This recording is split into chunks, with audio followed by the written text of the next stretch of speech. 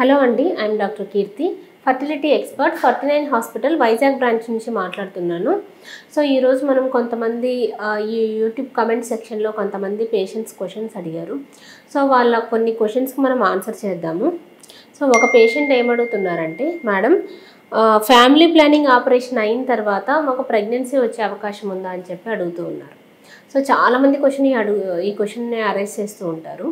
So యూజువల్గా ఏంటంటే కొంతమంది పేషెంట్స్ ఒకరిద్దరు బేబీలు పుట్టిన తర్వాత ట్యూబెక్టమీ ఫ్యామిలీ ప్లానింగ్ ఆపరేషన్ చేయించుకుంటారు. సో దాని తర్వాత ఫర్ ఎగ్జాంపుల్ ఆ బేబీస్కి ఏదైనా ప్రాబ్లం అయితే సో తర్వాత మళ్ళీ బేబీ కోసం ప్రయత్నిస్తున్నప్పుడు ఇలాంటి క్వశ్చన్స్ అరైజ్ అవుతాయి. సో నెక్స్ట్ మళ్ళీ మాకు ప్రెగ్నెన్సీ వస్తుందా, సో ఏ ట్రీట్మెంట్స్ అవైలబుల్లో ఉన్నాయి అని చెప్పి అడుగుతూ ఉంటారు.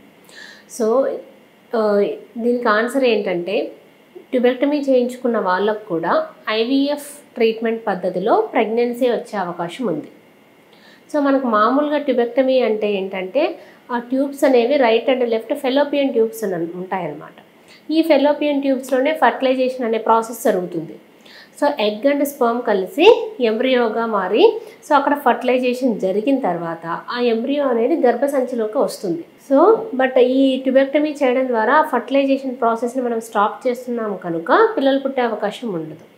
బట్ ఈ ఐవీఎఫ్ పద్ధతిలో మనం ఏం చేస్తామంటే, ఎగ్ పెరగడానికి ఇంజెక్షన్స్ ఇస్తామన్నమాట.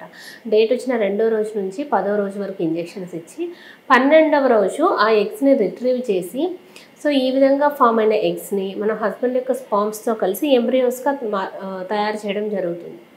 సో ఈ విధంగా మనకు ఫామ్ అయిన ఎంబ్రియోస్ని మనము ఆడవారి యొక్క గర్భాశయంలోకి డైరెక్ట్గా ఎంబ్రియో ట్రాన్స్ఫర్ అనే ప్రాసెస్ ద్వారా ఇన్సర్ట్ చేయడం అనేది జరుగుతుంది.